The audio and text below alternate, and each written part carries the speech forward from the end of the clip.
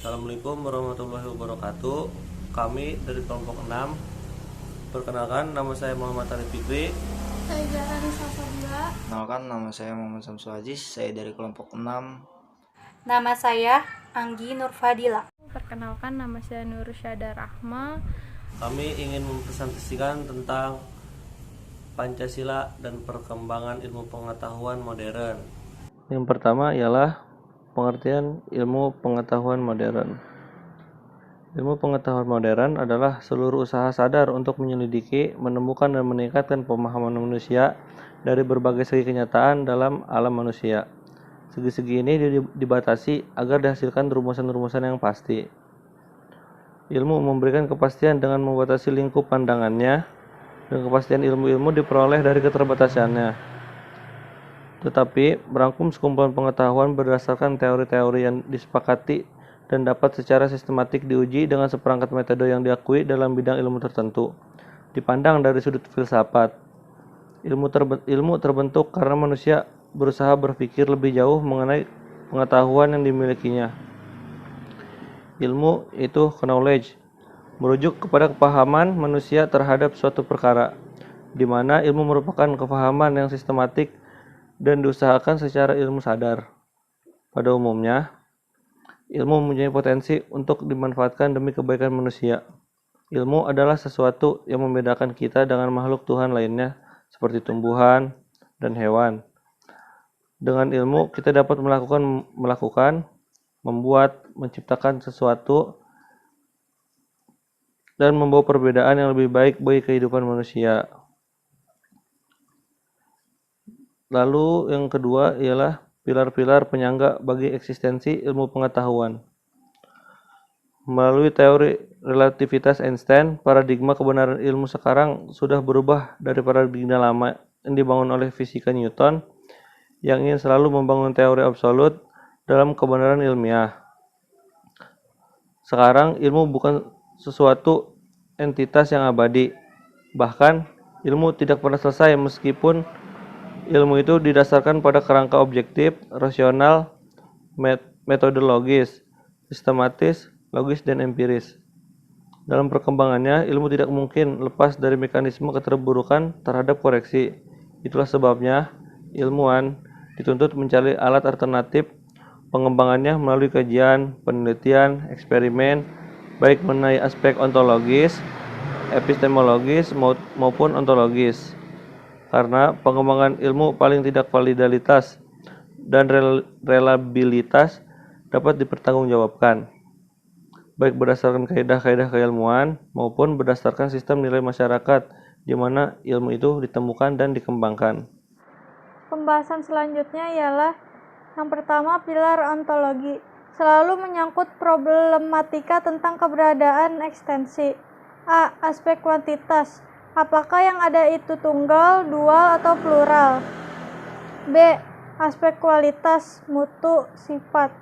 Bagaimana batasan sifat mutu dari sesuatu? Pengalaman ontologis dapat memberikan landasan bagi penyusunan asumsi, dasar-dasar teoritis, dan membantu terciptanya komunikasi interdisipliner dan multidisipliner. Yang kedua, pilar epistemologi selalu menyangkut problematika tentang sumber pengetahuan, sumber kebenaran, cara memperoleh kebenaran, kriteria kebenaran, proses, sarana, dasar-dasar kebenaran, sistem, prosedur, strategi. Pengalaman epistemologis dapat memberikan sumbangan bagi kita. A. Sarana legitimasi bagi ilmu atau menentukan keabsahan disiplin ilmu tertentu. B. Memberi kerangka acuan metodologis pengembangan ilmu. C. Mengembangkan keterampilan proses. D. Mengembangkan daya kreatif dan inovatif. Yang ketiga, pilar aksiologi selalu berkaitan dengan problematika pertimbangan nilai etis, moral, religius dalam setiap penemuan, penerapan, atau pengembangan ilmu. Pengalaman aksiologis dapat memberikan dasar dan arah pengembangan ilmu, mengembangkan etos keilmuan seorang profesional dan ilmuwan. Landasan pengembangan ilmu secara imperatif mengacu ketiga pilar filosofis keilmuan tersebut yang bersifat integratif dan prerequisite. Poin selanjutnya adalah prinsip-prinsip berpikir ilmiah. 1. Objektif. Cara memandang masalah apa adanya terlepas dari faktor-faktor subjektif. 2. Rasional. Menggunakan akal sehat yang dapat dipahami dan diterima oleh orang lain. 3. Logis. Berpikir dengan menggunakan asas logika. 4. Metodologis. Menggunakan cara dan metode yang khas dalam berpikir. 5. Sistematis. Cara berpikir menggunakan tahapan langkah prioritas yang jelas. Poin selanjutnya adalah beberapa aspek penting dalam ilmu pengetahuan. Ilmu pengetahuan itu mengandung dua aspek. 1. Aspek fenomenal. Menunjukkan bahwa ilmu pengetahuan mewujud memanifestasikan dalam bentuk masyarakat. 2. Aspek struktural. Menunjukkan bahwa sasaran yang dijadikan objek untuk diketahui. Poin selanjutnya adalah Pancasila sebagai dasar nilai dalam strategi pengembangan ilmu pengetahuan dan teknologi. Karena pengembangan ilmu dan teknologi hasilnya selalu bermuara pada kehidupan, maka manusia perlu mempertimbangkan strategi, cara-cara taktik yang tepat, baik dan benar agar pengembangan ilmu pengetahuan dan teknologi memberi manfaat, mensejahterakan, dan memartabatkan manusia. Pengembangan ilmu pengetahuan dan teknologi harus senantiasa berorientasi pada nilai-nilai Pancasila. Sebaliknya, Pancasila dituntut terbuka dari kritik. Bahkan ia merupakan kesatuan dari perkembangan ilmu yang menjadi tuntutan peradaban manusia. Peran Pancasila sebagai paradigma pengembangan ilmu harus sampai pada penyadaran bahwa fanatisme, kaidah kenetralan, keilmuan, ataupun kemandirian ilmu hanyalah akan menjebak diri seseorang pada masalah-masalah yang tidak dapat diatasi dengan semata-mata berpegang pada ilmu sendiri, khususnya mencakup pertimbangan etis, religius, dan nilai budaya yang bersifat mutlak bagi kehidupan manusia yang memang berbudaya. Dari kelompok 6 di matkul Pendidikan Pancasila. Saya ingin melanjutkan teori yang dijelaskan oleh rekan saya. Hubungan antara Pancasila dan perkembangan iptek, negara Indonesia adalah negara kepulauan. Jumlah pulau di Indonesia, menurut data di Departemen Dalam Negeri Republik Indonesia tahun 2004, adalah sebanyak 17.504 buah. 7.870 diantaranya telah mempunyai nama, sedangkan 9.634 belum memiliki nama. Selain itu, negara kita diintasi oleh garis khatulistiwa yang menyebabkan Indonesia beriklim tropis. Hal ini menyebabkan Indonesia sangat kaya akan fauna dan floranya. Indonesia memiliki 10% hutan tropis dunia yang masih tersisa. Hutan Indonesia memiliki 12% dari jumlah spesies mamalia dunia dan 16% spesies binatang reptil dan amfibi serta 1.519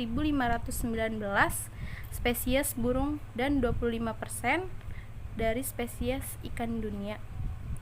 Selain memiliki kekayaan alam yang menakjubkan, Indonesia juga sangat kaya akan bangsa, budaya, agama, bahasa, ras, dan etnis golongan. Sebagai akibat keanekaragaman tersebut, Indonesia mengandung potensi kerawanan yang sangat tinggi pula.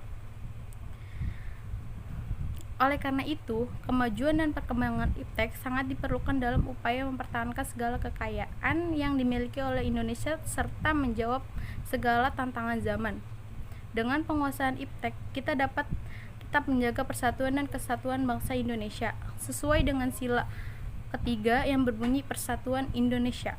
Maka dari itu, iptek dan Pancasila antara satu dengan yang lain memiliki hubungan yang kohensif.